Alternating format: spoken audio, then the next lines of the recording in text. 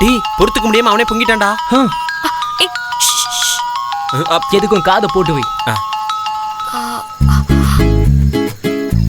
Hello, உன்னால நான் நடு ரோட்ல நிக்கிறேன். என்ன நம்பினா யாருக்கும் அந்த நிலைமை வராது. நீங்க அங்க போய் நிக்கிறீங்க, ஓரமா நில்லுங்க. ஹலோ, என்ன கிடல உனக்கு? நான் சாதாரணமா தான் சொன்னேன்.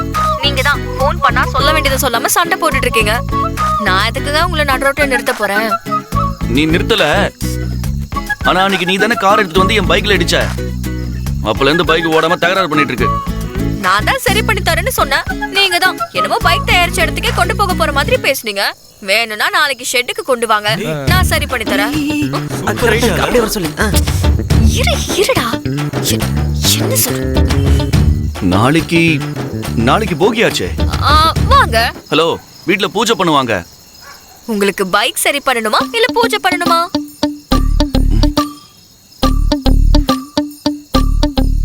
முடிவு பண்ணிட்டு வாங்க. ஹலோ